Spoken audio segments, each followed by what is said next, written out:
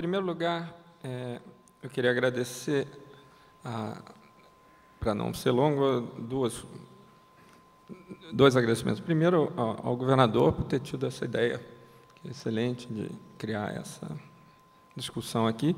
Em segundo lugar, eu acho que eu falo em nome de todos os outros palestrantes, a equipe técnica do governo do Paraná e das instituições associadas.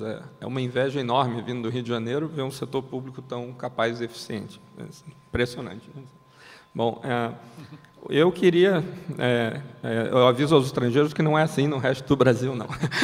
Que quando eles forem convidados para o Rio, eles vão ver como é que é. Subdesenvolvimento. Um setor público capaz e eficiente não é um sonho no resto do país.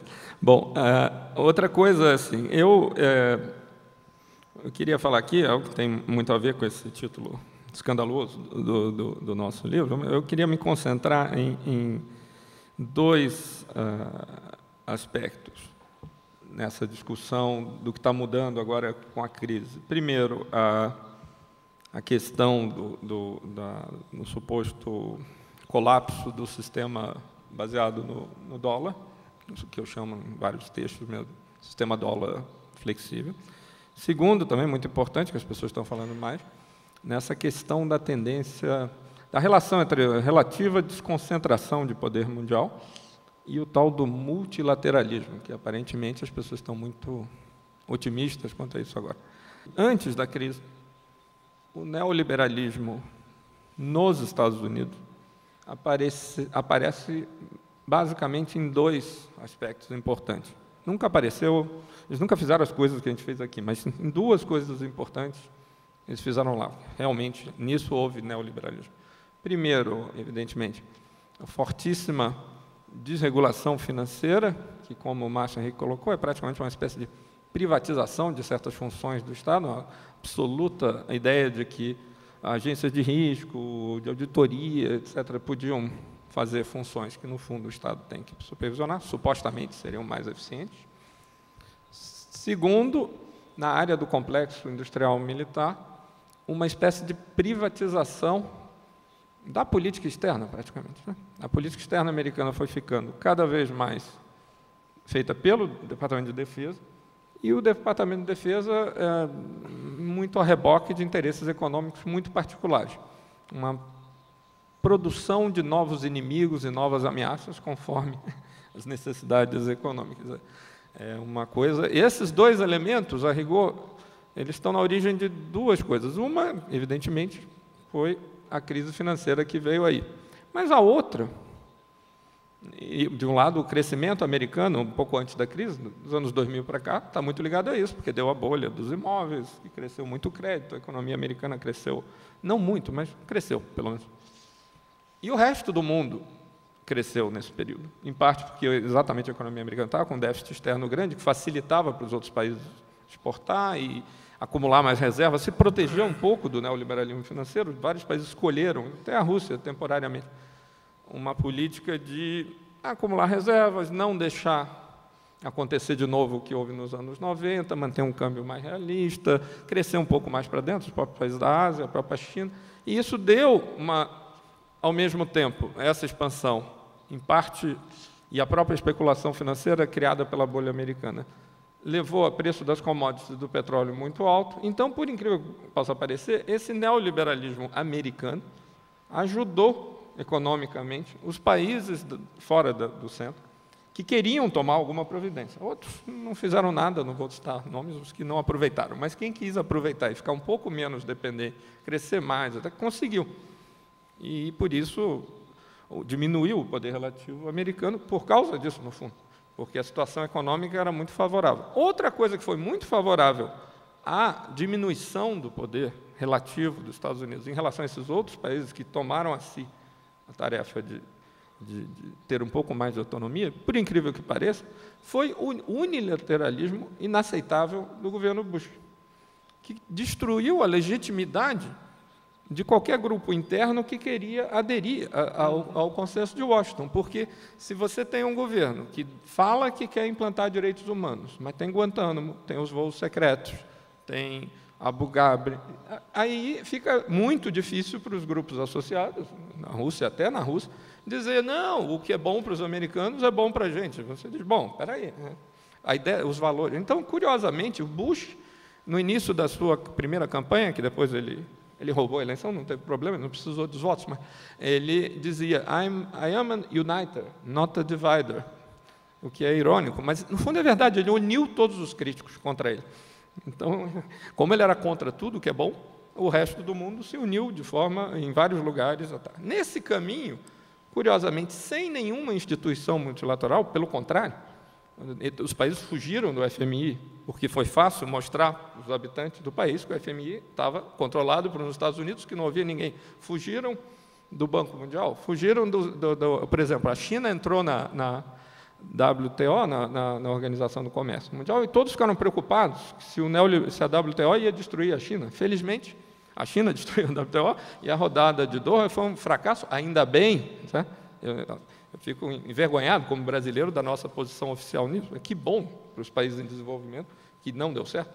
Então, paradoxalmente, os exageros do Bush nos foram favoráveis, num certo sentido. Não foi favorável, óbvio, para o enorme sofrimento que causou no Iraque, mas para os países que não eram diretamente o foco do ataque imperial, e resolveram ganhar margem de manobra, até a crise, houve essa desconcentração relativa, porém, que não implica, de forma alguma, por exemplo, no declínio ou do dólar ou dos Estados Unidos. Simplesmente um reestabelecimento de uma situação mais normal, onde não tem, diferente da situação absurda do início dos anos 90, por exemplo, ao fim da Guerra Fria, dessa predominância total e absoluta dos Estados Unidos. E é uma coisa que aconteceu em outros períodos, um declínio relativo normal. Por isso que o nome do nosso livro é O Mito do Colapso Americano.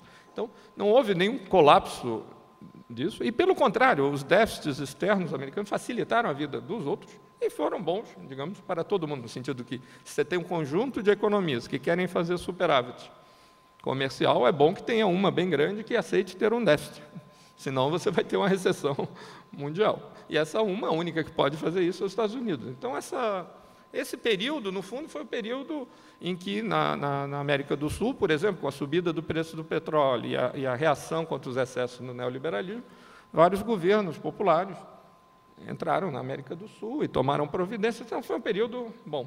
Agora, só que aí teve a crise, sabe? Esse arranjo, que, de certa forma, era favorável, foi abalado pela crise. Agora, sobre a crise, eu gostaria de falar duas coisas. Primeiro, a gente tem que entender que crise é essa. Crise de quê, exatamente? Como é que umas hipotecazinhas de algumas pessoas pobres nos Estados Unidos causam essa imensa confusão? Isso é curioso. Poxa, mas... Tanto que, no início da crise, o próprio Ben Bernanke, que é o chefe do Banco Central americano, falou, não, isso está ligado a um pequeno segmento do mercado imobiliário americano. Acontece. Mas, de repente, cresceu. Uma semana depois, ele disse algo bem diferente, e agora está no ponto que está. Então, o que aconteceu? Acho que isso é importante para entender o que vem por aí. Primeiro, acho que a crise tem duas fases. A primeira fase começa em meados de 2007, com a desaceleração dos preços dos imóveis. Basicamente, a ideia da crise era muito simples. Você, antigamente, tinha um modelo de que a economia americana sempre cresceu com bolhas imobiliárias, nunca, não é nenhuma novidade. Porém, esta foi muito diferente, porque essa bolha foi feita em cima da imensa desregulação, isso se conecta com o que eu falei no início, quando desmontaram as instituições criadas nos anos 30, para que isso não acontecesse de novo. E a característica mais importante que interessa aqui dessa desregulamentação é que os bancos puderam passar por um modelo no qual, em vez deles emprestarem dinheiro para você comprar uma casa e ficarem com aquele empréstimo, esperando para ver se você pagava a casa ou não, e se não der certo, eles é que perdiam, eles fizeram a tal da securitização, que é um nome complicado, mas significa você vende esse empréstimo para outro e se a casa der problema, tudo bem. Por outro lado, como não tinha regra, eles saíam emprestando para todo mundo, que a ideia não era que eles não queriam que as pessoas morassem em casa, eles queriam comprar casas que estavam aumentando de valor e ficar refinanciando para sempre, era uma bolha. Obviamente, isso não ia durar, algum dia ia acabar, mas o próprio fato de que os bancos se achavam protegidos pelo fato que eles estavam vendendo isso para outros, e aí as agências de risco, todo o sistema de regulação privada, entrou na história fingindo que aquilo era muito sólido e estava tudo muito bem. Quando caiu os preços dos imóveis um pouco, e alguns desses empréstimos começaram a não dar certo, as pessoas resolveram olhar. Afinal, que riscos são esses? Do que tem isso? E aí começou uma bola de neve, que, no entanto, estava razoavelmente contida nos Estados Unidos e em várias partes do mundo, era uma coisa mais dentro do setor financeiro. Tá bom, a economia desacelerou. Claro, o dólar, por exemplo, começou a desvalorizar, e muita gente ficou muito apavorada, mas desvalorizou normalmente, porque os juros americanos desceram muito, aí o dólar desvalorizou, o que foi bom para a economia americana, porque eles exportaram um pouco mais, exportaram menos, foi até ruim para os outros, porque diminuiu um pouco o ritmo de crescimento do mercado mundial. Os Estados Unidos foi razoável. E aí o que aconteceu? Parecia que, de certa forma, isso estava contido. E o mais curioso é que a crise, nesse primeiro momento, atingiu mais países que tinham políticas econômicas melhores. Tanto que foi a época que aqui diziam que era uma marola. Por quê? Porque esses países que tinham melhores políticas econômicas estavam acumulando muitas reservas em dólares e tinham taxas de juros muito baixas, domésticas. E aí tinha aquela ideia, até de fundos soberanos, dizendo, onde é que a gente acha uma boa aplicação segura em dólar que renda um pouco mais? Aí as pessoas dizem, tem esse negócio aí do subprime, que dizem que não tem risco e rende muito. Obviamente, no Brasil não tinha ninguém aplicando nisso, porque aqui a gente tinha uma coisa que rendia muito mais em dólar, que eram os títulos Meirelles, que pagam a maior taxa de juros do mundo. Então, a gente, da primeira fase da crise, passamos ao largo. Não afetou em nada, nossas exportações para os Estados Unidos não são tão importantes, essas economias mais progressistas estavam importando muito da gente, a gente foi na marola. Só que aí, infelizmente, teve a fase 2 da crise. E aí, mesmo durante a primeira fase da crise, uma coisa que começou a chamar a atenção, isso se conecta novamente com esse problema da privatização, no sentido metafórico, do Estado americano e das decisões. O padrão das intervenções do Banco Central americano, no início, estava numa assim, quem tiver com problema, a gente salva. O Banco Central tem que fazer intervenção de última instância, e intervenção de última instância é uma coisa assim, tipo, sei lá, um socorro na estrada quando você bate com o carro. Suponha que alguém faça besteira de beber e sair dirigindo e bater com o carro. É claro que a pessoa está errada, mas ela está machucada, você vai cuidar. Você não vai pegar e bater nela porque ela dirigiu bêbado. Não é o momento de punir o bêbado na hora que ele sofreu um acidente e bateu com a cabeça. Você pode punir antes, pode bater nele na porta do bar, se quiser, mas não na estrada. Esse problema, então, na hora da crise, tem que ajudar todo mundo que possa causar efeito sistêmico. Não tem que ficar conversando muito sobre quem salva e quem não salva. Mesmo nessa primeira fase, por exemplo, o Banco Central americano ficava, às vezes, esperando um pouco, ficava querendo uma solução de mercado, pedindo para outros bancos ajudarem. Só que, por exemplo, teve o caso no caso da Bear Stearns, que estava com dificuldade, o próprio Banco Central demorou um pouco para intervir. Só essa demora fez com que, em alguns dias, o banco tivesse dificuldade e tenha pedido para um outro banco de investimento, Goldman Sachs, para refinanciar ele, assim, de um dia para o outro. Mas, por acaso, teve um e-mail lá que chegou pedindo refinanciamento, num dia particularmente ruim, e dizem que o gerente do Goldman Sachs já tinha ido embora para casa. Isso causou uma crise espetacular no banco, e depois o governo teve que intervir. Agora, isso pode ter sido um acidente, porque o cara quis ir jogar golfe, estava tarde. Ou não, porque se você tem essa regulação interna, na hora que os seus colegas, você é um banco de investimento, você tem um colega banco de investimento também, seu rival, ele está em dificuldade, o governo manda você ajudar. Você diz, eu ajudo, mas amanhã. Isso cria uma dinâmica de conflito entre eles, que se o Estado não tiver uma postura muito firme de não, vai ser assim, pode criar uma guerra interna sobre quem sai mais forte da própria intervenção. Logo depois, o Goldman Sachs se declarou banco e conseguiu o apoio do governo para não falir, mas depois não deu certo, mas de qualquer forma. E aí o problema é que, nesse arranjo, houve um evento, um fim de semana, onde um rapaz chamado Mr. Geithner estava presente, em que um outro banco de investimentos, aí nós temos a fase 2 da crise, que é um agravamento muito grave, chamado Lehman Brothers, estava em grande dificuldade, e houve uma reunião que durou o fim de semana inteiro, onde um cara chamado Geithner, vocês vão ouvir muito esse nome nos próximos anos, que por acaso Obama escolheu ele como secretário do Tesouro, ele tentou convencer um conjunto de bancos a comprarem o Lehman Brothers na segunda-feira. Só que esses bancos disseram que queriam garantias federais. E por motivos que até hoje não são muito bem explicados, evidentemente as pessoas a favor do Geithner dizem que ele não tinha hierarquia suficiente, ele era a favor de garantias federais, mas não conseguiu prevalecer sobre Paulson e Bernanke. Outras pessoas dizem que não, que ele estava na mesma história, mas vocês vão ouvir muito sobre esse fim de semana nos próximos anos. Não deu certo, isso é, o governo tomou uma decisão estapafúrdia durante uma crise de não dar nenhuma garantia para os bancos que comprariam o Lehman Brothers. Obviamente, o Lehman Brothers faliu, e 2 dias depois, aí uma empresa, a maior empresa seguradora americana, que fazia os seguros financeiros das coisas do Lehman Brothers, teve que ser estatizada às pressas, e começou essa confusão global. Aí, por que isso atingiu diferente o resto do mundo?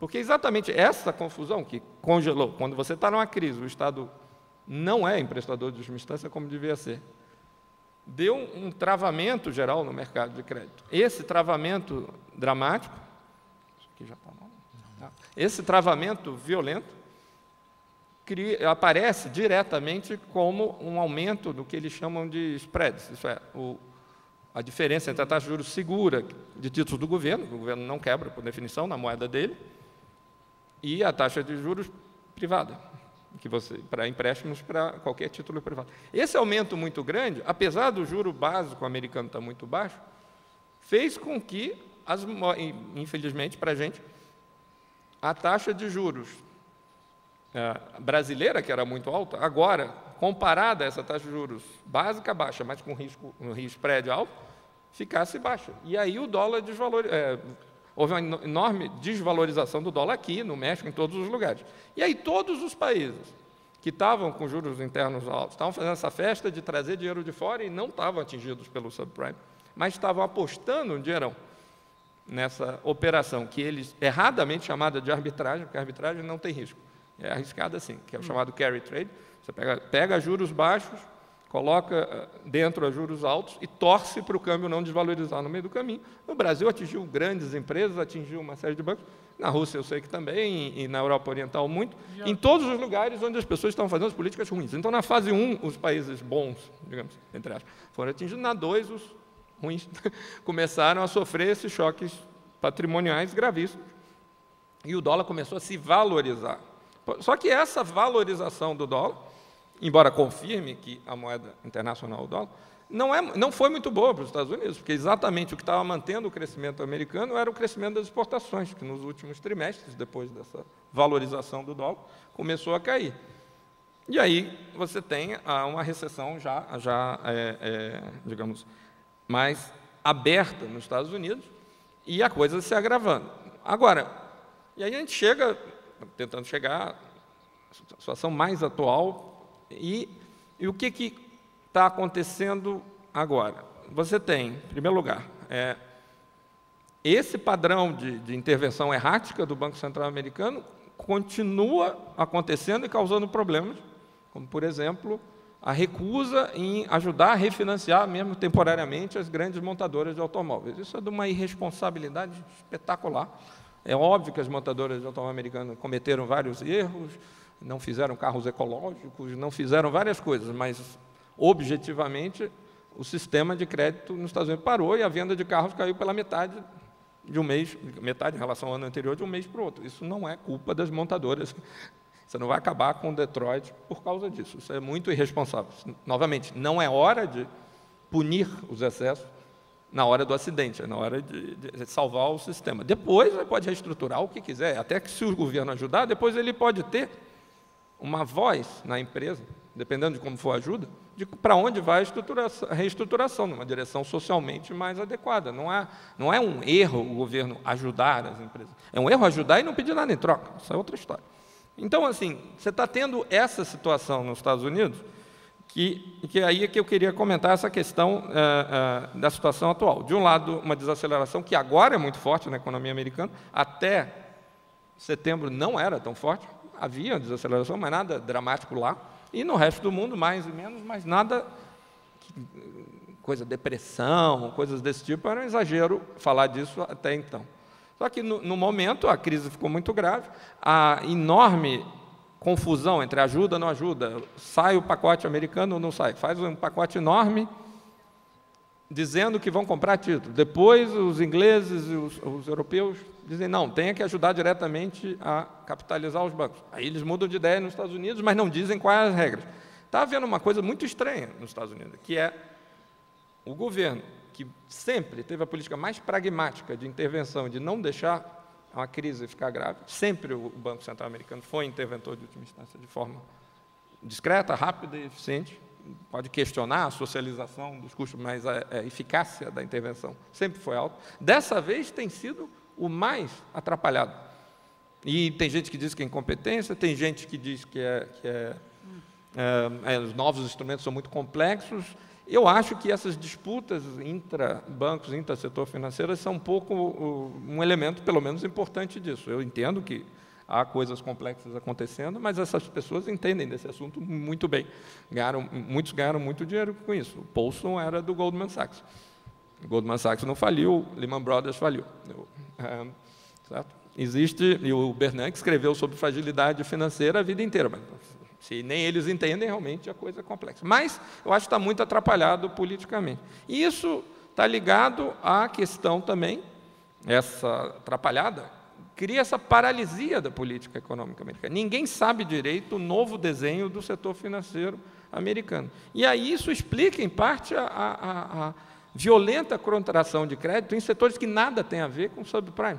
Porque você começa essa situação. Alguns bancos de investimento começam a falir. E aí você tem uma bola de neve, porque os bancos de investimento e todo esse setor financeiro desregulado, ele estava muito alavancado. Alavancado significava que, como não tinha controle, cada um botava R$10 e emprestava 100. E aí começa a crise e você não tem os 90 para entregar. A pessoa compra. Aí começa a chamada, o nome horrível, é deleveraging, desalavancagem, que é um encolhimento grande do crédito, que é um múltiplo enorme. Para o cara passar de 1 para 10 para 1 para 5, ele tem que cortar o crédito dramaticamente. Por outro lado, ainda tinha outro problema nesse sistema de regulado, que é o descompasso entre prazos. Porque todos esses bancos de investimento e o setor financeiro paralelo captava a curto prazo e emprestava a longo. No momento tem uma crise de liquidez, a não ser que o Banco Central realmente segure tudo, todo mundo quer dinheiro a curto prazo, mas você tinha seus depósitos são a curto prazo, sua receita é a longo prazo.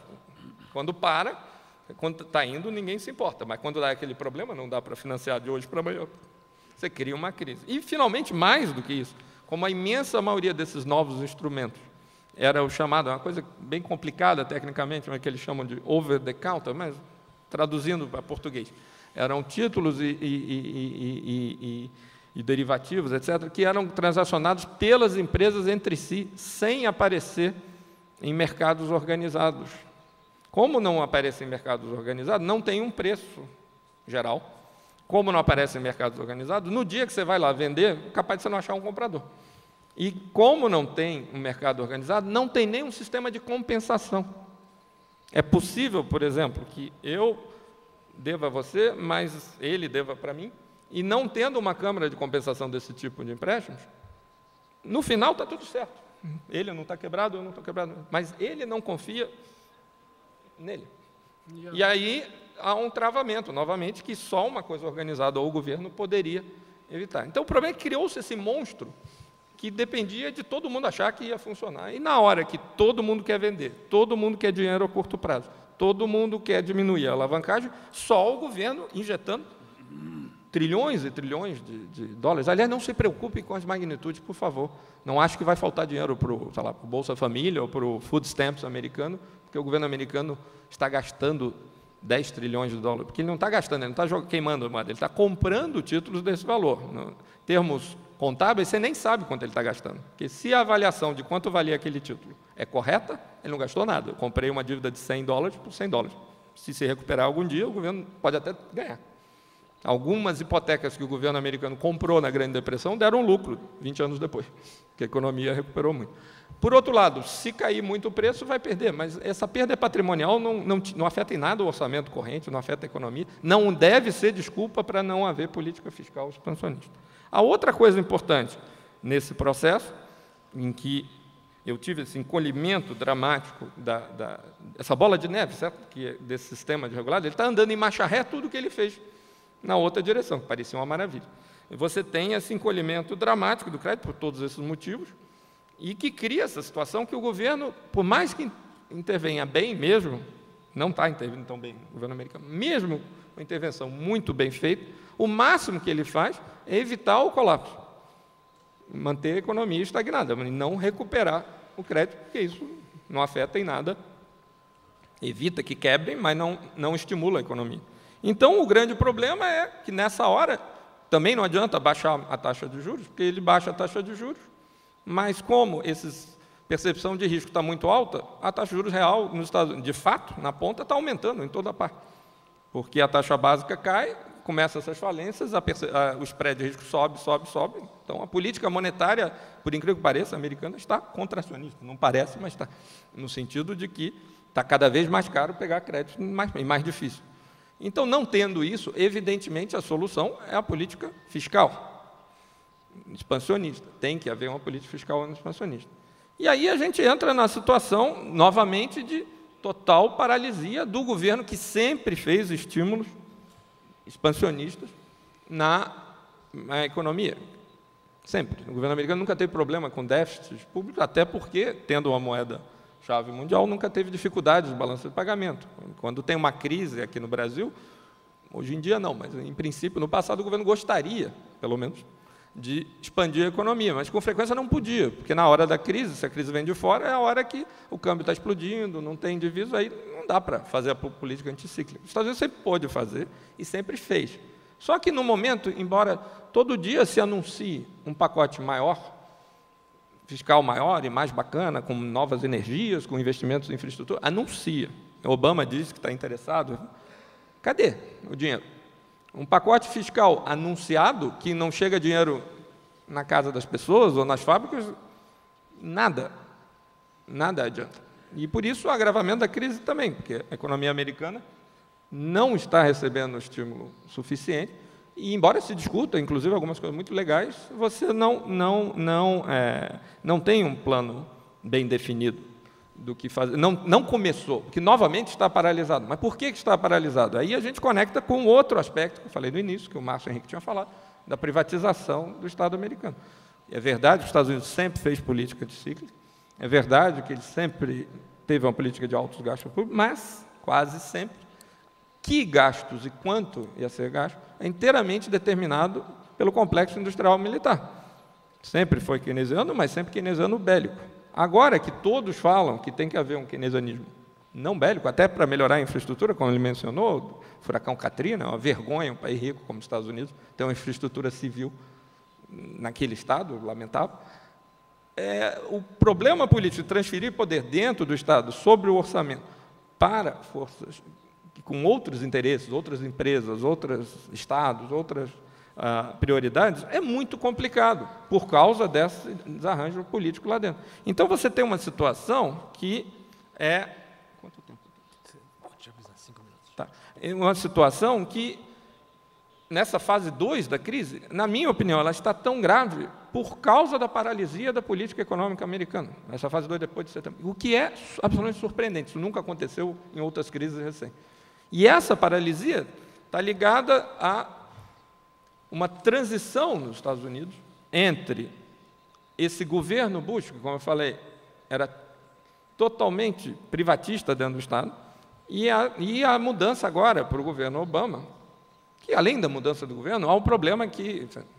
Não é porque mudou o governo que tem que mudar tudo isso, mas a crise, obviamente, está criando um problema do quanto muda, o quanto não muda, e quem é que ganha e perde nessa mudança dentro das classes mais importantes, mais influentes, vamos colocar assim, nas decisões do Estado americano.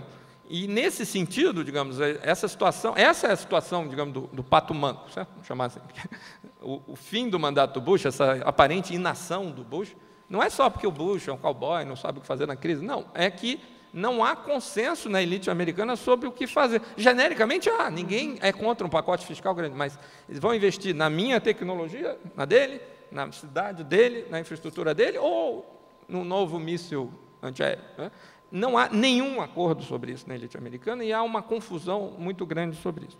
Nesse sentido, a eleição do Barack Obama, que muita gente ficou assim, ué, mas como é que as mesmas pessoas que fizeram a política fiscal mais contracionista durante o governo Clinton, Larry Summers, Robert Rubin e outros, e a desregulação financeira, Larry Summers, Timothy Geithner e outros, como é que eles vão fazer a política de déficit fiscal e de regulação financeira agora? Mas, de fato, são os mesmos. E eu acho até que farão alguma.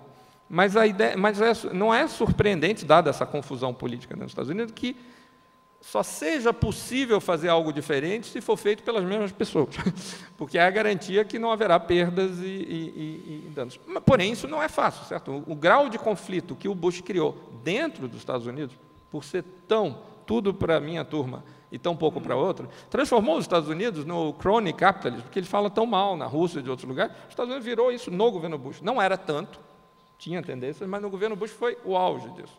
Então, de certa forma, mesmo essa coisa de Obama não era mudança, vai voltar para o que era antes, vai voltar para uma coisa mais negociada, menos crony capitalism, menos capitalismo de compadres, que houve mais outras influências na sociedade.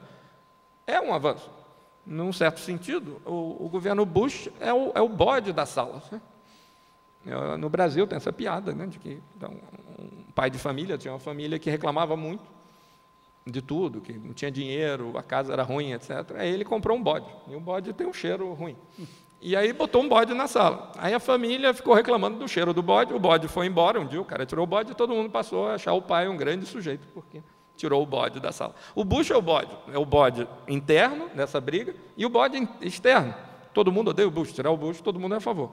Mas aí, o problema agora, o que fica acontecendo do ponto de vista, voltando para fora dos Estados Unidos. Falei muito dentro dos Estados Unidos, porque acho que isso não está sendo bem compreendido o que está acontecendo lá. Então, na minha opinião, para deixar claro, o problema da economia americana não é a crise do dólar, pelo contrário, o mundo está cada vez mais no dólar, e sim, eles não estão operando lá dentro como eles poderiam para recuperar a crise, e isso está agravando a crise. É uma crise política de paralisia da política econômica. Decisões muito importantes têm que ser tomadas e fica para amanhã.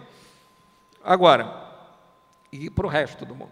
O resto do mundo, de fato, a retirada do bode Bush da sala criou essa coisa simpática, vamos colocar assim, do Obama, de que ele está disposto a conversar, a reunir o G20, a não ignorar as Nações Unidas sempre, pelo menos ignorar menos as Nações Unidas, vou colocar assim, e da suposta chance do novo multilateralismo. Bom, primeira coisa, vejam bem, pelo que eu falei aqui no início, o multilateralismo não foi necessário, pelo contrário, para a redução do poder relativo dos Estados Unidos, no início dos anos 2000. Pelo contrário, foi como o Bush não dominava tanto e usava os organismos multinacionais a favor dos Estados Unidos, esses organismos foram ignorados por todos os países de desenvolvimento que tinham um bom senso. Deixa ele lá. Ou alguns disseram, vamos criar aqui. Chaves ajudou a Argentina, ele estava comentando a ideia de fazer algo diferente, mas não é todo mundo. É cada um com seus interesses, sem os Estados Unidos dentro.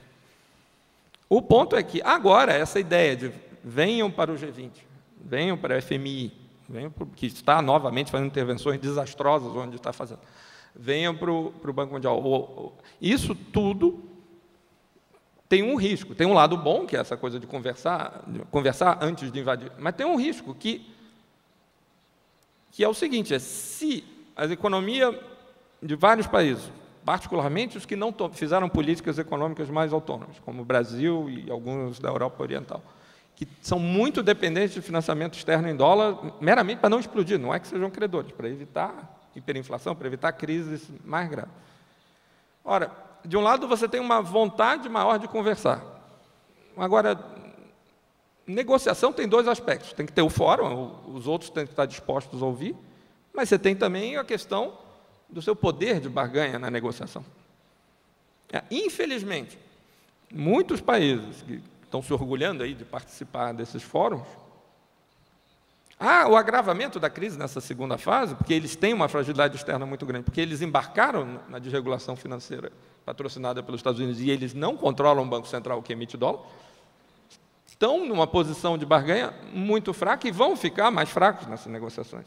Então, eu tenho muito medo que agora que finalmente o bode saiu e a gente vai sentar para negociar, você comece a negociar em termos muito complicados, porque você está precisando deles mais do que precisava há pouco tempo atrás. E aí,